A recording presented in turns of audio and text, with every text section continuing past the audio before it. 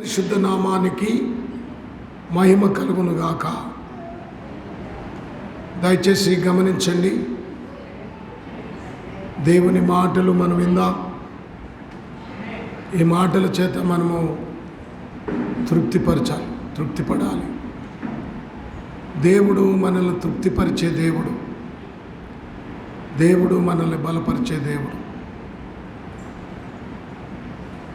దేవుని చిత్తం మన పట్ల ఏమై ఉన్నదో దాని ప్రకారం మనం నడుచుకోవాలి. సరే, పరిశుద్ధ గ్రంథమైన బైబిల్లో నుంచి మార్కు రాసిన సువార్త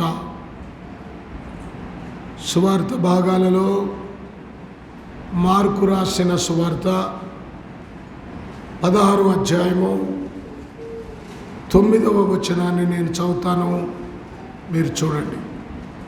9వ వచనం: ఆదివారము తెల్లవారినప్పుడు యేసు లేచి తాను 7 దెయ్యములను వెళ్ళగొట్టిన మగ్దలేనే మరియకు మొదట కనబడెను.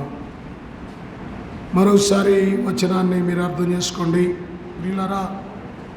ఆదివారము తెల్లవారినప్పుడు యేసు లేచి తాను 7 దెయ్యములను వెళ్ళగొట్టిన మగ్దలేని మరియకు మొదట కనబడెను. దేవునికి స్తోత్రం.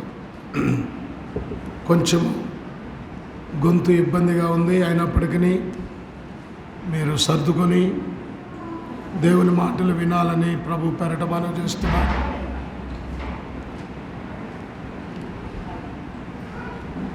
చాలా సంతోషం. ఇక్కడ మనం జ్ఞాపకం చేసుకోవాల్సింది ఏంటంటే, ఈ వచనములో మొదట ఉన్న మాట ఏమిటంటే, ఆదివారము తెల్లవారినప్పుడు యేసు లేచి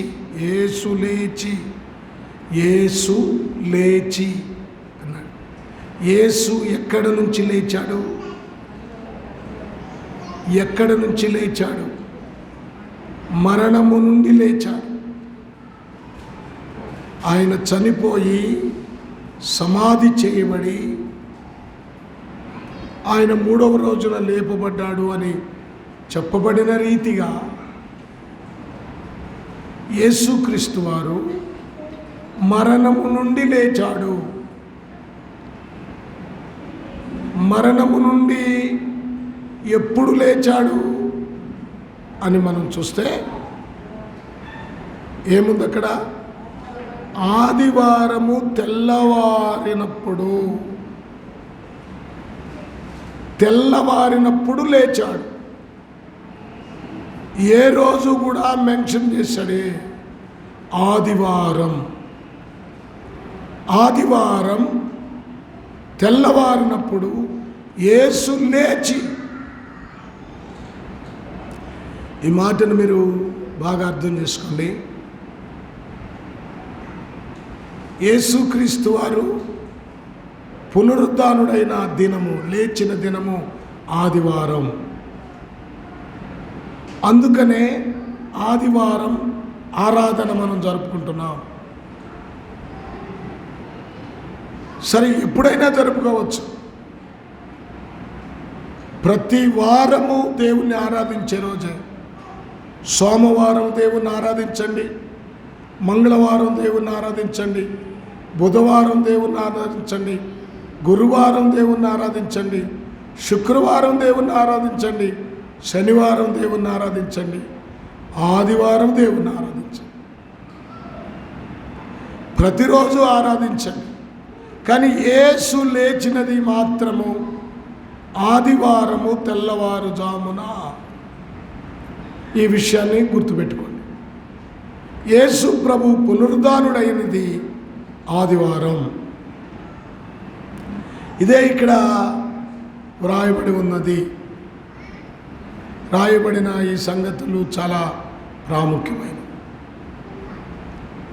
ప్రభునందు ప్రియులారా, ఇక్కడ తెల్లవారునప్పుడు లేచి తాను 7 దెయ్యములు వెళ్ళగొట్టిన మగ్దలేనే ఎవరికి కనపడ్డా అంటే మగ్దలేనే మరియకు కనపడ్డాడు. ఈ మరి ఎవరంటే ఆమెలో ఉన్న 7 దయ్యాలు వెళ్ళగొట్టబడిన మరియ. బైబిల్లో మనం చూస్తే 6 మరియలు కనపడతారు, 7వది మిర్యాము కనపడుతుంది. మరియలో నుంచి వచ్చిన ఆ పదములో నుంచి పాటే మిర్యాము కూడా. ఇప్పుడు మనం గమనించినట్లయితే ప్రభునందు ప్రియులారా, వీళ్ళు 7 ఎవరు అని చూస్తే మొదటిది యేసు ప్రభువుకి జన్మనిచ్చినటువంటి కన్యకగా ఉండి జన్మనిచ్చినటువంటి మరియా, యూదా వంశములో జన్మించిన మరియా, దావీదు వంశములో పుట్టినటువంటి మరియా, కన్య మరియా. రెండవది మీరు చూడండి, యోహాను రాసిన సువార్త 19వ అధ్యాయము 25వ వచనంలో చూస్తే క్లోపా భార్య మరియ కనపడుతుంది.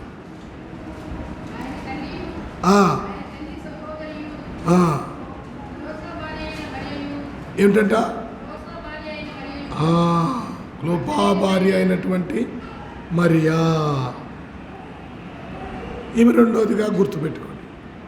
మూడవదిగా లూకా రాసిన సువార్త 10వ అధ్యాయము 39వ వచనంలో కనపడుద్ది బేతనియా మరియ. బేతనియాలో మార్తా మరియలు ఉన్నారు. ఆ అక్క చెల్లెల్లో ఒక ఆమె పేరు మరియా. ఈమె బేతనియా మరియా అనబడింది. నాలుగవది మనము అపోస్తల కార్యాల గ్రంథం 12వ అధ్యాయం 12వ వచనం చూస్తే మార్కు తల్లి అగు మరియా. మార్కు తల్లి ఈ ఇంటే ప్రార్థన జరిగింది. ఈమె మార్కు తల్లి అయిన మరియగా మనం గమనించవచ్చు. 5వ మరియా ఎక్కడ ఉన్నదంటే రోమా పత్రిక 16వ అధ్యాయము 6వ వచనం.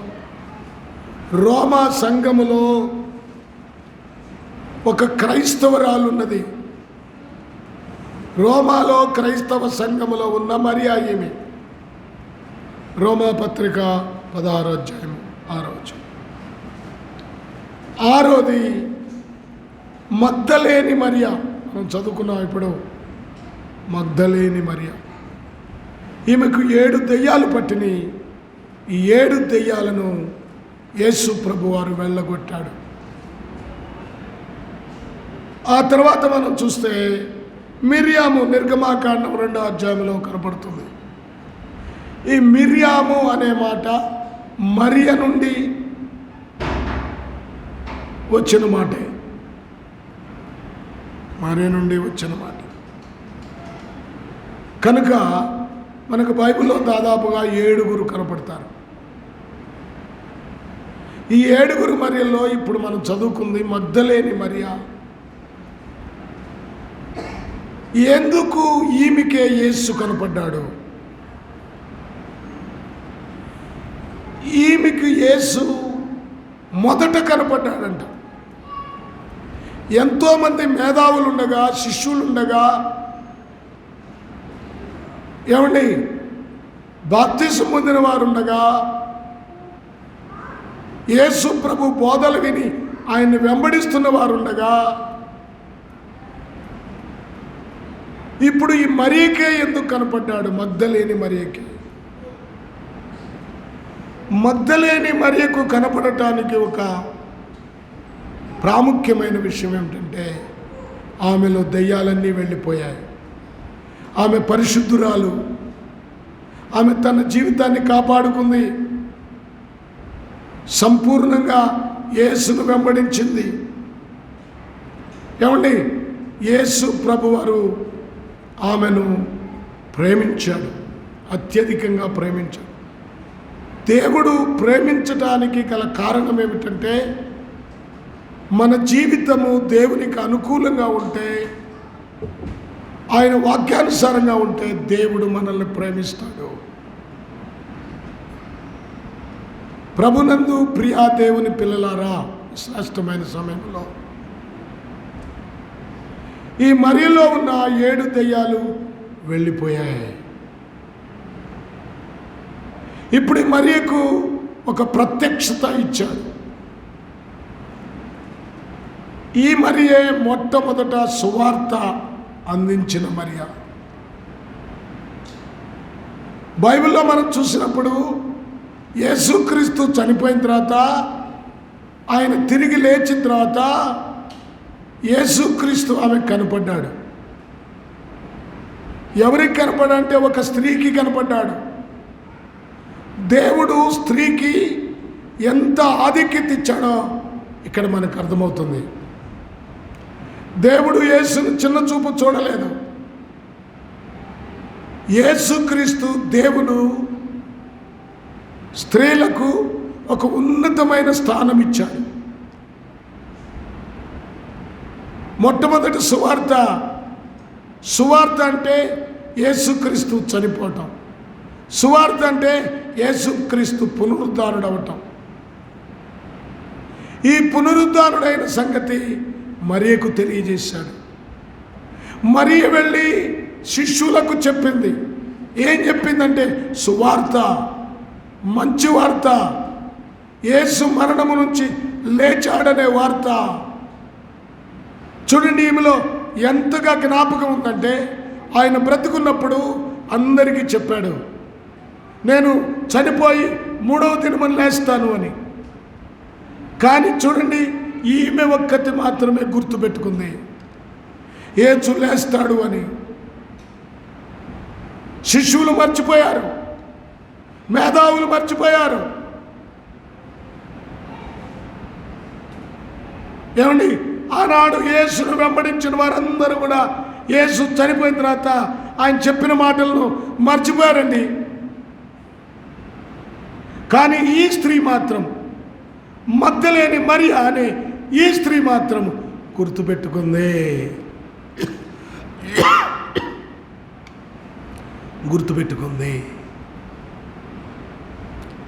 ప్రభునందు ప్రియులారా, యేసు మాటలు నీకు గుర్తుంటాయా?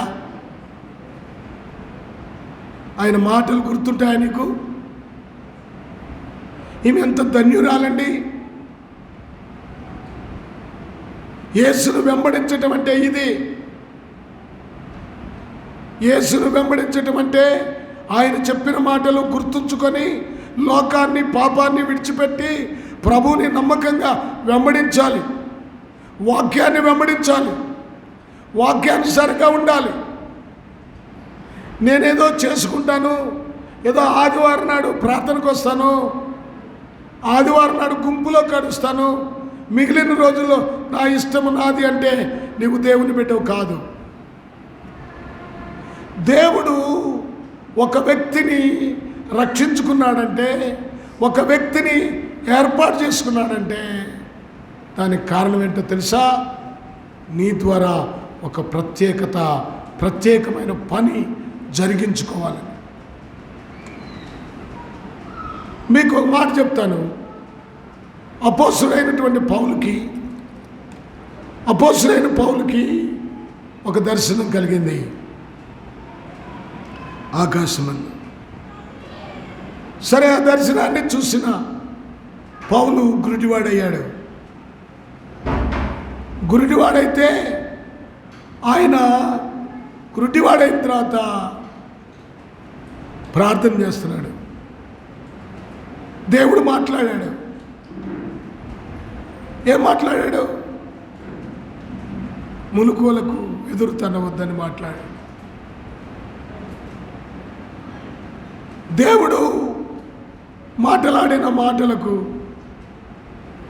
సౌలు ఆయన మార్పు చెందాడు. కానీ కళ్ళు పోయినాయి. ప్రార్థన చేస్తున్నాడు. అప్పుడు అననీయ అనే ఒక భక్తునితో దేవుడు మాట్లాడాడు. అననీయ, ఇదిగో సౌలు అక్కడ ఏడుస్తున్నాడు, గురిటివాడిగా ఉన్నాడు. వాని కొరకెళ్ళి నువ్వు ప్రార్థన చేయంటే అననీయ భయపడ్డాడు. అయ్యో మామూలుడు కాదు, అధికార పత్రాలు పొంది క్రైస్తవులను చాలా హింసిస్తున్నాడు అని భయపడ్డాడు. అయితే అననీయతో దేవుడు ఒక మాట అంటున్నాడు. చూడండి, అపోస్తలుల కార్యాల గ్రంథం 9వ అధ్యాయము 15వ వచనం. 9వ అధ్యాయము 15వ వచనం. అమ్మా అందుకు ప్రభువు 15వ వచనం. అందుకు ప్రభువు నీ వెళ్ళుము, అన్యజనుల ఎదుటను రాజుల ఎదుటను ఇశ్రాయేలుల ఎదుటను నా నామము భరించుటకు ఇతడు నేను ఏర్పరచుకొనిన సాధనమై ఉన్నాడు. దేవుడు ఎందుకు ఏర్పాటు చేసుకున్నాడు? ఎందుకు ఏర్పాటు చేసుకున్నాడు? అన్యజనుల ఎదుటను రాజుల ఎదుటను ఇశ్రాయేలుల ఎదుటను. చూడండి, మనల్ని దేవుడు ఏర్పాటు చేసుకున్నాడు కనుక, మనం రక్షించబడ్డాం కనుక, రక్షణ పొందిన నీవు వినండి, రక్షణ పొందిన నీవు అన్యజనుల ఎదుట నువ్వు సాక్షిగా ఉండాలి. అన్యజనుల దగ్గర నువ్వు సాక్షిగా ఉండాలి. నువ్వు రక్షించబడిన ఆ క్రియలు అన్యజనులకు కనపరచాలి. అన్యజనులలో నీవు యేసుక్రీస్తుని ప్రకటించాలి.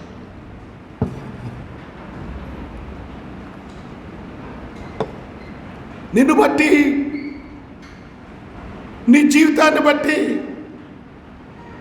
ఇతరులు హేళన చేయకూడదు, అవమానపరచకూడదు, దూషించకూడదు. మనల్ని బట్టి యేసుక్రీస్తు నామము దూషింపబడకూడదు. మిమ్మల్ని బట్టే కదా అన్ని జనులలో నా నామము దూషింపబడుతుంది. మిమ్మల్ని బట్టి అంటే మీరు రక్షించబడ్డారు, మీరు ఆరాధన చేస్తున్నారు, ప్రభు బలలో పాలు పంపులు పొందుతున్నారు, కానీ మీ బ్రతుకులు మారలేదు. అందుకనే దేవుని వాక్యం చెప్తుంది, మీ జీవితము అన్యజనులలో ఆ సాక్షార్థంగా ఉండాలి. అపోస్తలుడైన పౌలు గురించి దేవుడు చెప్తుందంటే, ఇతడు అన్యజనుల ఎదుట నాకు సాక్షిగా ఉంటాడు, నాకు సాక్షిగా ఉంటాడు. ఆ తర్వాత దేవుడు చెప్తున్నమాట మరొకటి, రాజుల ఎదుట. రాజులంటే అధికారులు, అధికారం కలిగిన వారు. మన జీవితము అధికారుల దగ్గర సాక్షిగా ఉండాలి.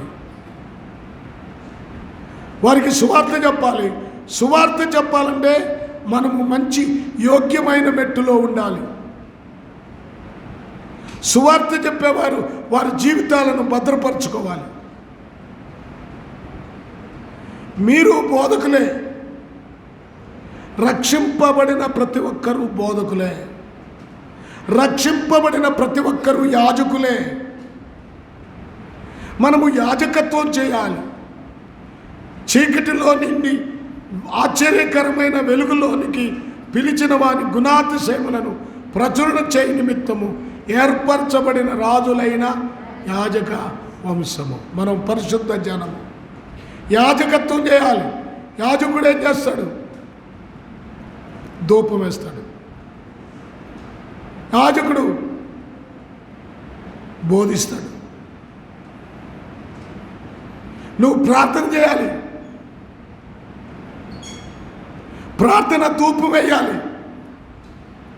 ఏదో కాసేపు కూసేపు కాదు, అత్యధికమైన ప్రార్థన నీ జీవితంలో ఉండాలి. ప్రార్థనతో నేను కట్టబడాలి. ఇప్పుడు సాక్షిగా ఉండటం కోసం అపోస్తలుడైన పౌలు ప్రార్థన చేస్తున్నాడు. ఆ తర్వాత అరేబియా ప్రాంతంలో అక్కడికి వెళ్ళి ఆయన దేవుని పాదాల దగ్గర నేర్చుకున్నాడు. మగ్దలేని మరియకు యేసు ప్రభు కనపడటానికి కారణం ఏమిటంటే ఆమెలో ఎలాంటి దయ్యాలు, లోపాలు, పాపాలు లేవు. ఆమె యేసును వెంబడిస్తూ ఆమె వాక్యం నేర్చుకుంది, యేసును వెంబడిస్తూ ప్రార్థన నేర్చుకుంది. ప్రార్థన పర్రాలు మగ్దలేని మరియా. ప్రార్థన పర్రాలు కనుకనే మగ్దలేని మరియకు దేవుడు కనపడ్డాడు, ప్రత్యక్షపరచబడ్డాడు. నీ జీవితంలో కూడా యేసుక్రీస్తు ప్రత్యక్షపరచబడాలి. వాక్యము నీకు అర్థం కావాలి, వాక్యానంగా నువ్వు నమ్మాలి. ఎందుకంటే ఆ తర్వాత సౌలుని అంటున్నాడు, ఇశ్రాయేలీయుల ఎదుట నాకు సాక్షిగా ఉంటాడు. ఇశ్రాయేలీలంటే ఇప్పుడున్న క్రైస్తవ సంఘంగా మనం గుర్తించాలి. మన విషయంలోకి వచ్చేటప్పుడు క్రైస్తవుల ఎదుట నీవు ఎలా ఉన్నావు? ఎందుకంటే మనందరము క్రీస్తుకు సాక్షులుగా ఉండాలి. మగ్దలేని మరియ ప్రభు కోసం జీవించింది. నువ్వు రక్షించబడ్డావంటే నీలో దేవుని ఆకాంక్ష నెరవేర్చబడాలి. ఒక వ్యక్తిని దేవుడు ఏర్పాటు చేసుకునేది, ఒక వ్యక్తిని దేవుడు రక్షించుకునేది ఎందుకంటే నువ్వేదో ఉచితంగా వచ్చి పోవటానికి కాదు, నీ ద్వారా కొన్ని ఆత్మలు రక్షించబడాలి. కొంతమంది దేవుని సన్నిధికి రావాలి. దేవుడు నీ ఎడల కోరుకునేది అదే, నువ్వు చేయాల్సింది అదే. నీవు పరిచర్య చేస్తున్నావా? నువ్వు రక్షించబడి ఉపయోగం ఏమిటి దేవునికి? దేవుడు నీ కోసం పరలోకాన్ని విడిచి భూలోకానికి వచ్చి ఆయన దాసునిగా, రిక్తునిగా ఉండి శిలువ మరణం పొందినంతగా తను తాను అప్పగించుకుంది నీ కోసం. ఎందుకు? ఆయన అంత త్యాగం చేస్తే నువ్వేం చేస్తున్నావు? ఒక్క వ్యక్తికన్నా సువార్త చెప్తున్నావా? ఒక్క వ్యక్తికినన్నా దేవుని సన్నిధికి నడిపిస్తున్నావా? కనీసం నీ ఇంటిలో ఉన్న వారికైనా నువ్వు బోధించి ఖచ్చితంగా నువ్వు దేవుని సన్నిధికి రావాలని చెప్తున్నావా? దేవుని సన్నిధిని ఎంతమంది నిర్లక్ష్యపరుస్తున్నారు? దేవుని సన్నిధి యొక్క విలువ అర్థం కాకుండా ఎంతమంది బ్రతుకుతున్నారు? నీ ఇంటిలో నీకు సంబంధించిన వారు దేవుని దగ్గరికి రాకుండా, దేవునితో సంబంధం లేకుండా ఉన్నారంటే నీకు నిద్ర ఎలా పడుతుంది? నువ్వు నిద్రపోతున్నావా? ఏంటి ఒక్కొక్క విషయంలో, నాకు సంబంధమైన విషయాల్లో బాధ కలిగినప్పుడు మీరు నిద్రపడ్డు. నీ ఇంట్లో ఉన్న వాళ్ళకి ఏదైనా సమస్య వస్తే నువ్వు నిద్రపోవు. కానీ ఒక పెద్ద సమస్య ఏమిటంటే నీ కుటుంబ సభ్యులు రక్షణ పొందలేదు, దేవుని సన్నిధికి రావట్లేదు. ఇదే పెద్ద సమస్య. నీ సమస్య ఇదే అయి ఉండాలి. వారిని నడిపించాలి, వారి కొరకు ప్రయాసపడాలి, వారి కొరకు ప్రార్థన చేయాలి. ఆ బాధ్యత లేదా నీకు? వినండి వినండి, ప్రభునందు ప్రియులారా, జ్ఞాపకం చేసుకుందాం. హల్లెలూయా. దేవుని మాటలు శ్రద్ధగా వినండి. కళ్యాణ్ తీసి పక్కన పెట్టు.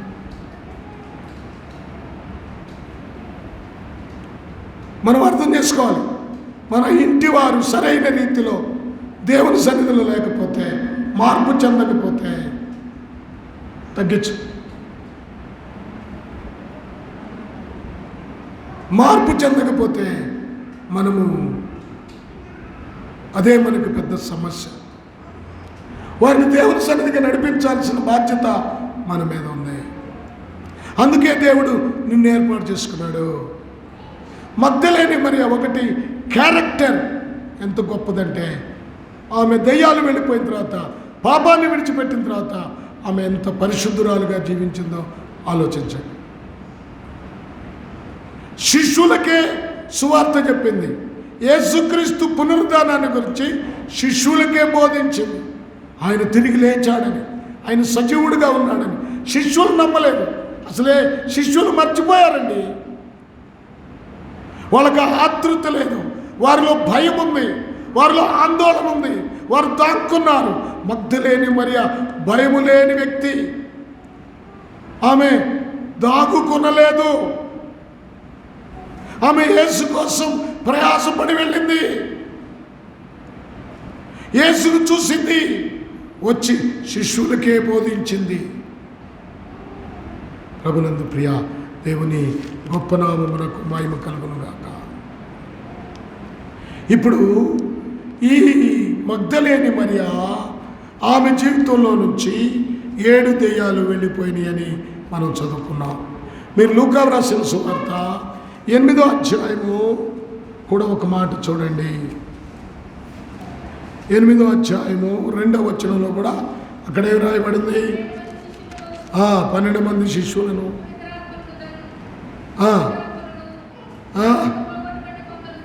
అపవిత్రాత్మలను, వ్యాధులను పోగొట్టబడిన కొందరు స్త్రీలను, అనగా 7 దెయ్యములు వదిలిపోయిన మగ్ధలేని అనబడిన మరియయు, హేరోదు యొక్క గృహ నిర్వాహకుడు కూజా భార్యకు ఓహన్నయు సూసన్నయు ఆయనతో కూడా ఉండి. ఏమంట? యోహన్నయు సూసన్నయు ఆయనతో కూడా ఉంది. ఇప్పుడు ఏమంట? 7 దెయ్యములు వదిలిపోయిన మగ్ధలేని మరియ అని చెప్పబడింది. ఇక్కడ కూడా ప్రభునందు ప్రియులరా, ఈ దెయ్యాలు వెళ్ళిపోవాలి. ఏంటి 7 దెయ్యాలు అనేది మీకు టూకీగా కొన్ని చెప్తాను. దెయ్యం అంటే ఏదో అనుకుంటారు. సాధారణుడు కలుగు చేసే బలహీనతే అది పెద్ద దెయ్యం.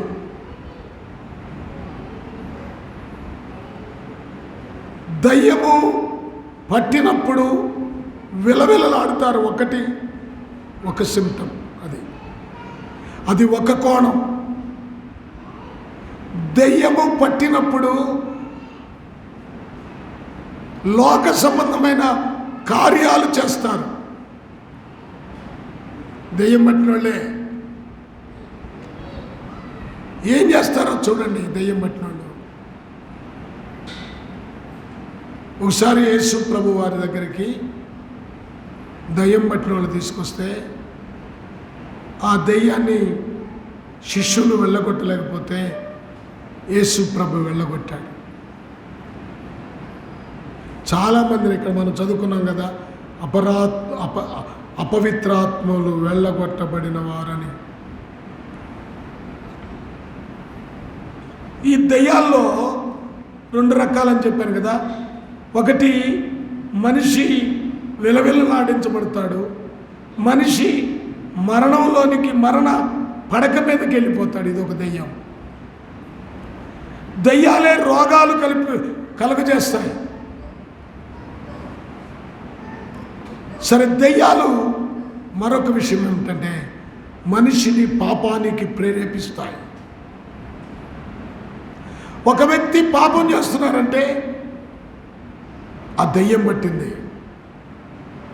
ఏం దెయ్యాలంటే ఇక్కడ 7 రకాల దెయ్యాలు కనపడుతున్నాయి. ఒకటి, పదవీ వ్యామోహం, అంటే అధికార కాంక్ష. ఈ దెయ్యాలే కలగజేస్తాయి. రెండవది, ధనాపేక్ష, ధనము మీద ఆపేక్ష. దయ్యం పట్టిన వాడికే ఉంటుంది.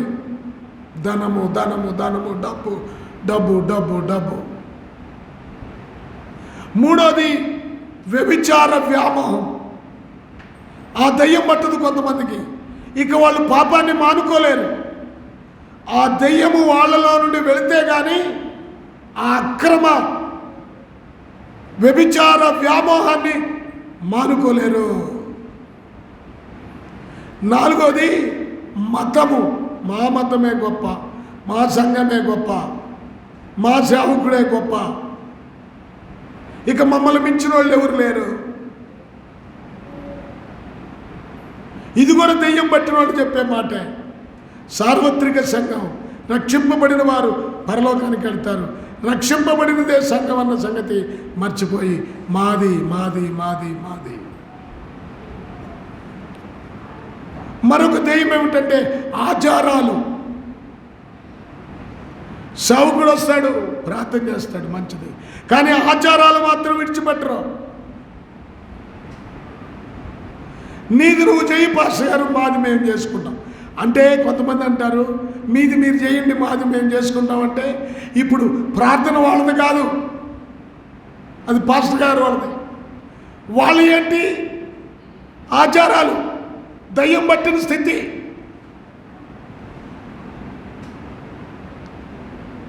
ఎవరు చేస్తారు ఆచారాలంటే?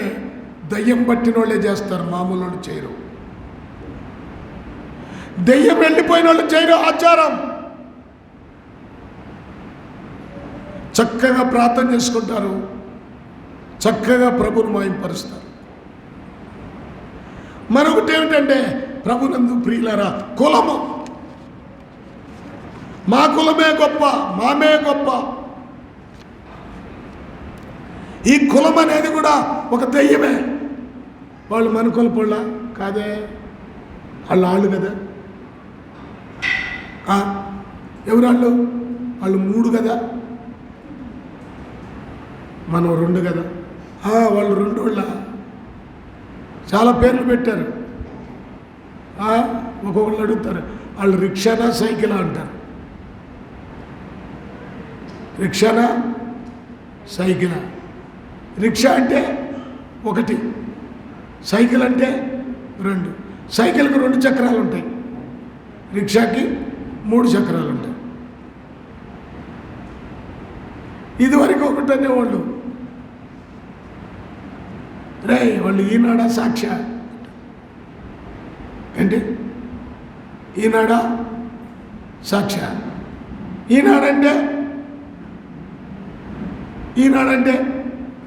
3 అక్షరాలు, సాక్షి అంటే 2 అక్షరాలు. ఈ దయ్యం పట్టింది చాలామందికి. కులము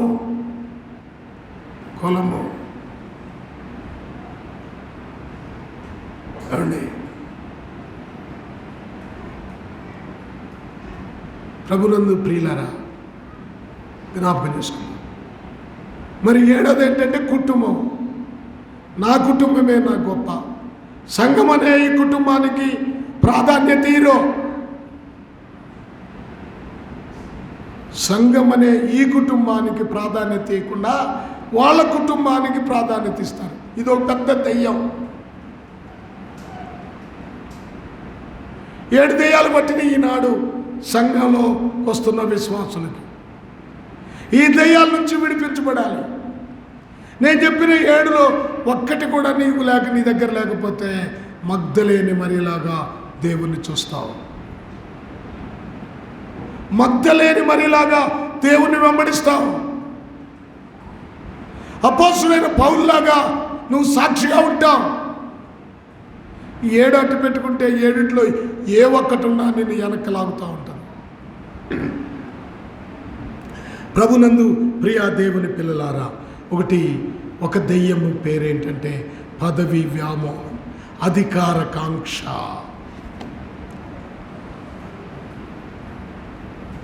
లోకంలో అధికారం అనే ఈ దెయ్యం చాలా భయంకరమైనది. అధికారం కోసం ప్రాకులాడే వారికి మరణమే గతి, అందుట్లో సమస్య లేదు. గతంలో కూడా చెప్పాను, తృణీకరింపబడిన అనకూడదు, కానీ గోత్రాలన్నిటిలో కూడా చిన్న వాడైనటువంటి బెన్యామీను గోత్రములో దేవుడు 12 గోత్రాలైన ఇశ్రాయేలీలను పరిపాలన చేయటానికి సౌలును ఏర్పాటు చేసుకున్నాడు. సౌలు దేవుని మాట వినలేదు,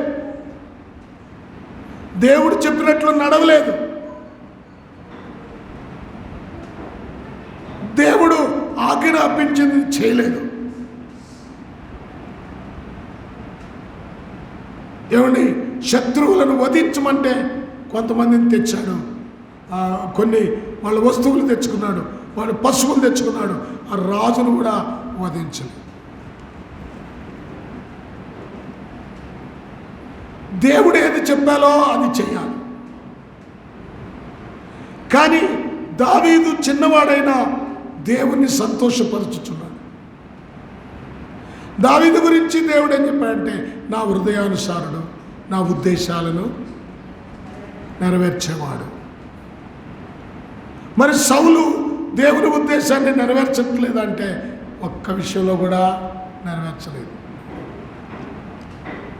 అందుకని దేవుడు చెప్పాడు, సౌలు నుంచి అధికారం తీసివేసి దావీదుకి ఇస్తానని. ఆ సంగతి సౌలుకు తెలిసింది. నా అధికారం పోతుంది అని చెప్పి దావీదును చంపటానికి సౌలు ప్రయత్నించాడు, హత్య చేయటానికి. కారణం ఏమిటంటే,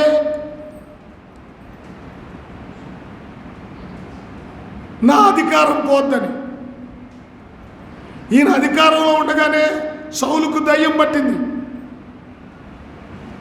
ఈయన అధికారంలో ఉండగానే సౌలు సోదిగత్తి దగ్గరికి వెళ్ళాడు. మీలో కూడా సోదులు అడిగేవాళ్ళు ఉన్నారా? ఆచారాలు చేసేవాళ్ళు ఉన్నారా? చూడండి, సోదిగత్తి దగ్గరికి వెళ్ళాడు, అక్కడ మాటలు తీసుకున్నాడు. ఏమైపోయాడంటే భ్రష్టుడైపోయాడు సౌలు. చాలా భయంకరమైన పరిస్థితుల్లోకి వెళ్ళిపోయాడు. కానీ దావీదును చంపటానికి ఎంత ప్రయత్నం చేశాడు. మాట చదవండి మీరు, మనం జ్ఞాపకం చేసుకుందాం. సమూయేలు మొదటి గ్రంథము 31వ అధ్యాయము. సమూయేలు మొదటి గ్రంథము 31వ అధ్యాయము. తీసారా? 4వ వచనాన్ని చదవండి. 4వ. అప్పుడు సౌలు సున్నతి లేని వీరు, అంటే ఇతడు చివరికి ఏమైపోయాడంటే అన్యుల అంటే చనిపోవలసిన పరిస్థితి ఏర్పడింది. మరణమైపోయాడు. కారణం ఏమిటంటే అధికారకాంక్ష. అధికారం. దావీదును చంపడానికి ప్రయత్నించాడు. ప్రియులరా, ఈ చాలా ఉన్నాయి. కానీ చివరికి ఏమయ్యాడంటే చూడండి, ఇప్పుడు సున్నతి లేని మీరు వచ్చి నన్ను పొడిచి అపహాస్యం చేయకుండానట్లు వీరు వచ్చి, సున్నతి లేని వీరు వచ్చి నన్ను పొడిచి అపహాస్యం చేయకుండానట్లు నీ కత్తి దూసి దాని చేత నన్ను పొడవమని తన ఆయుధములు మోయి వారితో చెప్పగా అతడు భయము చేత అలాగు చేయనొల్లకుండెను. కనుక సౌలు తన కత్తి పట్టుకొని దాని మీద పడెను. సౌలు మరణమాయనని అతని ఆయుధములను మోయివాడు తానును కత్తి మీద పడి అతనితో కూడా మరణమాయను. గమనించండి, చివరికి ఏ పరిస్థితి దాపురించిందో. అధికారం కోసం నిలబెట్టుకోవాలని దేవుడు ఏర్పాటు చేసిన, దేవుడు అభిషేకించిన దావీదును చంపటానికి. నిజంగా దేవుని చేత అభిషేకించబడిన వారిని ఎవరు ముట్టకూడదండి, టచ్ చేయకూడదు. దేవుని కొరకు ప్రతిష్ఠింపబడిన వారిని గురించి చాలా జాగ్రత్తగా ఉండాలి. అందుకనే దైవ సేవకుల విషయంలో మీరు చాలా జాగ్రత్తగా ఉండాలి. దైవజనుడు దేవుని కొరకు ప్రతిష్ఠింపబడినవాడు, అభిషేకించబడినవాడు కనుక దైవజనుడిని అవమానపరచటం, దైవ సేవకురాలని అవమానపరచటం అది మీకు క్షేమము కాదు, అది మీకు ఆశీర్వాదం కాదు. కనుక జ్ఞాపకం చేసుకో. ఇలాగూ అభిషేకించబడిన దావీదు మీదకి వెళ్ళిన సౌలు గతి ఏమైందంటే చివరికి తన కత్తి మీద తానే పడి చచ్చిపోవలసిన పరిస్థితి. ఎవరినైతే దేవుడు చంపమన్నాడో వారిని చంపకుండా సౌలు ఉన్నాడు కనుక చివరికి సౌలు వారి వలనే చనిపోవలసిన పరిస్థితి ఏర్పడింది. కనుక మన జీవితంలో ఉన్న ఈ దయ్యాలను పంపించేయాలి, వదిలించుకోవాలి. వదిలించుకోకుండా నీవు నీ జీవితంలో అలాగే ఉంచుకుంటే నీవు ఆ దయ్యాల చేతే చస్తావు. పదవీకాంక్ష, అధికారకాంక్షతో సౌలు ప్రాకులాడాడు. చివరికి ఆ అధికారాన్ని నిలుపుకోవటానికి ఎంతో ప్రయత్నించి చివరికి చచ్చిపోయాడు. మంచి సమయంలో మీకు జ్ఞాపకం చేస్తాను. యాజకత్వము అధికారం కోసం ఏమండి మోషే మీద ఎదురు తిరిగిన దాతాను, కోరహు, దాతాను, అబీరాములను, ఓగును వాళ్ళ పరిస్థితి ఏమైంది? మీరు బాగా జ్ఞాపకం చేసుకుంటే సంఖ్యాకాండం 16వ అధ్యాయంలో వారు ఎదురు తిరిగారు. సంఖ్యాకాండము 16వ అధ్యాయం చూడండి.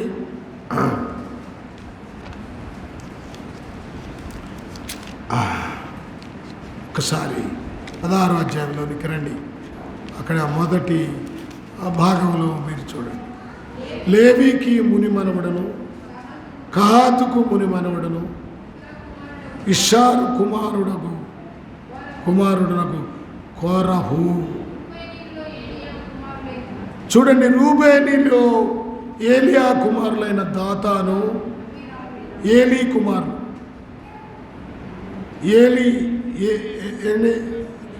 రూబేనులో ఏలియాబు కుమారులైన దాతాను, అబీరాములను, పెలేతు కుమారుడైన ఓనును యోచించుకొని ఇజ్రాయెల్లో పేరు పొందిన సభికులను, సమాజ ప్రధానులనైన 250 మందితో మోషేకు ఎదురుగా లేచి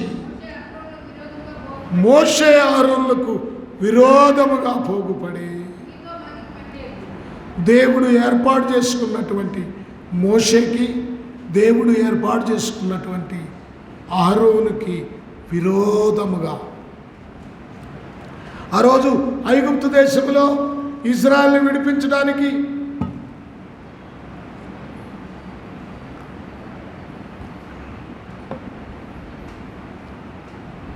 ఇజ్రాయేలు పక్షముగా మోషే ఆరోనులు వెళ్ళి మాట్లాడారు. ఇజ్రాయెల్ పక్షంగా మోషే ఎర్ర సముద్రం చీల్చి తీసుకొచ్చాడు. ఇజ్రాయెల్ పక్షంగా మోషే ఆరోనులు నిలబడ్డారు. దేవుడు వాళ్ళని ఏర్పాటు చేసుకున్నాడు. దేవుడు ఏర్పాటు చేసుకున్న ఈ మోషే ఆరోనులకు వ్యతిరేకంగా వచ్చారు వీళ్ళు. కొరహు, దాతాను, ఇంకెవరు, అబీరాము, ఏమండి అబీరాము, ఇంకెవరు, ఓను. ఇప్పుడు వీళ్ళ పరిస్థితి ఏమైందో చూడండి. వ్యతిరేకంగా వచ్చిన వీరి పరిస్థితి 33, 16వ అధ్యాయం 33. వారును వారి సంబంధులందరూ ప్రాణముతో పాతాళములోనికి కూలిరి. భూమి వారిని మృంగివేసెను. వారు సమాజములో ఉండకుండా నశించిరి. మీరు ఈ 16వ అధ్యాయం చదువుకోండి, మీకు అర్థమవుతుంది. ఎదురు తిరిగిన వారు ఒక్కరే పోలేదు,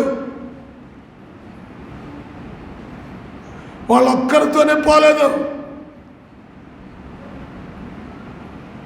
అధికారం కోసం ప్రాకులాడిన ఒక్కడితోనే పోలేదు. వారి కుటుంబం అంతటి మీదకి శాపం వచ్చింది. దైవజనులకు వ్యతిరేకంగా నిలబడినటువంటి ఆ 4 కుటుంబాలు, వారి మనుషులు అందరూ పాతాళం, అందరినీ పాతాళం మింగివేసింది. వారు సజీవ సమాధి అయిపోయారు. చూడండి, చాలా జాగ్రత్తగా గమనించండి.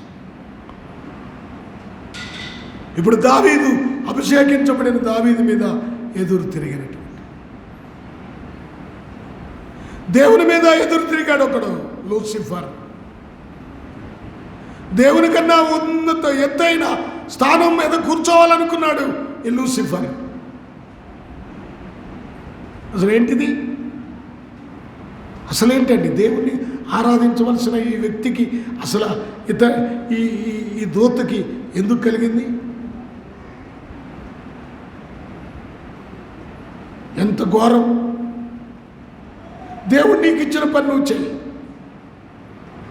దేవుని పని దేవుడు చేస్తాడు. దేవుడు అభిషేకించిన ఆ దైవజనుల పని దైవజనులు చేస్తాడు. దైవజనుల పని నువ్వు చేయొద్దు. ఇజ్రాయెల్ రాజు దేవుని సేవకులు చేయవలసినటువంటి వేయవలసిన ధూపం వేస్తూ శాపగ్రస్తుడయ్యాడు. తర్వాత దైవజనుడే ప్రార్థన చేసిన తర్వాత స్వస్థత పొందాడు. సరే, ఆలోచించండి మీరు.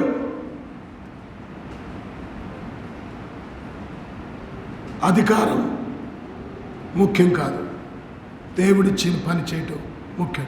కీర్తనల గ్రంథంలో ఒక మాట అంటాడు, చూడండి. కీర్తనల గ్రంథం 8వ అధ్యాయం 6వ వచనం ఒకసారి చదవండి. కీర్తనల గ్రంథం 8వ అధ్యాయం 6వ వచనం.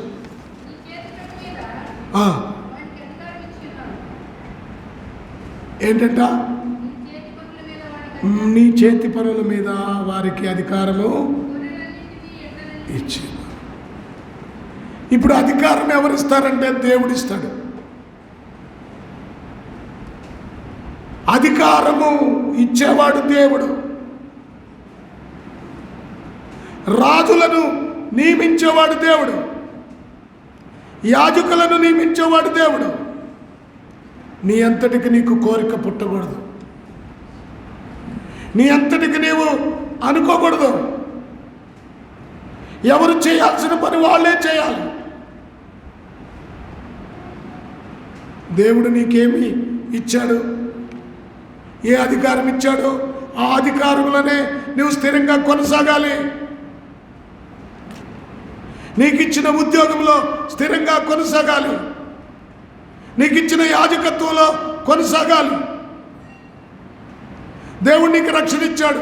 ఆ రక్షణలో కొనసాగుతూ అనేక మందిని రక్షణలోనికి నడిపించాలి.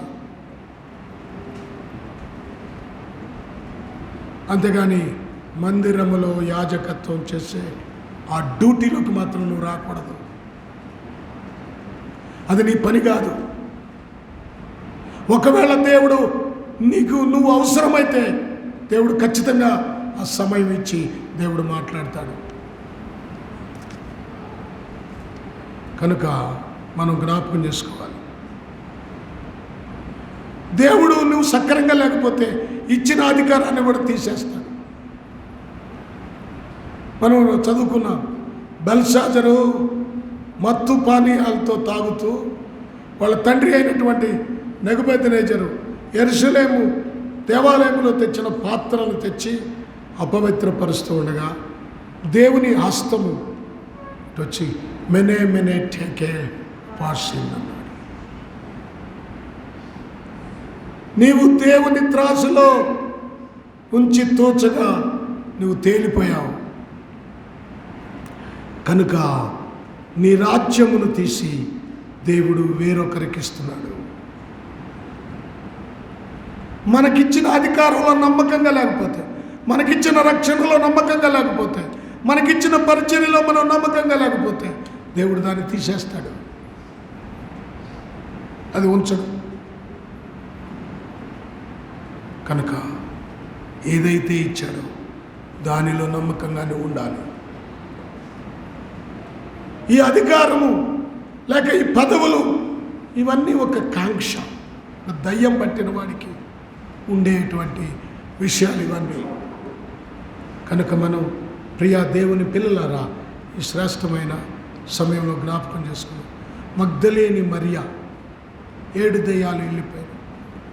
తర్వాత విషయాలు తర్వాత చెప్పుకుందాం. తర్వాత చూస్తే ధనాపేక్ష, ధనం, డబ్బంటే చాలామందికి కాంక్ష. దేవుని సొమ్మును కూడా దాచిపెట్టుకునేటువంటి పరిస్థితులు. డబ్బు కోసం ఏ పనైనా చేయటానికి వెనుకాడరు. వాళ్ళ జీవితంలో డబ్బే ప్రధానం కానీ దేవుడు ప్రధానం కాదు. అదే ధనాపేక్ష. ఈ ధనాపేక్ష భయంకరమైనటువంటి పాపం. కీడులోనికి వెళ్ళిపోతారు. ధనం కోసం ఏదైనా చేసే జనాంగం ఈ రోజుల్లో కనబడుతూ ఉన్నారు. కనుక ధనాపేక్షను నీవు విడిచిపెట్టాలి. అది ఒక దెయ్యం, అది పెద్ద దెయ్యం. ఈ దెయ్యం గురించి వచ్చే వారం చెప్పుకుందాం. కనుక 7 దెయ్యాలు వదిలిపోయిన మగ్దలేని మరియా దెయ్యాలన్నిటినీ విడిచిపెట్టి తన జీవితాన్ని పవిత్రంగా ఉంచుకున్న కనుకనే యేసు ప్రభువు ఆమె కనిపించాడు. దేవుని దర్శనం, దేవుని ఆ ప్రత్యక్షత చూడగలిగింది. నువ్వు కూడా దేవుని ప్రత్యక్షత చూడాలా అనుకుంటున్నావా? నీలో 7 పాపాలు పోవాలి, 7 దెయ్యాలు పోవాలి. ఆ 7 గురించి, మిగిలిన వాటి గురించి వచ్చే వారం జ్ఞాపకం చేస్తాను. దేవుడి మాటలు మనందరి కొరకు దీవించునుగాక. Amen. Praise the Lord. Hallelujah.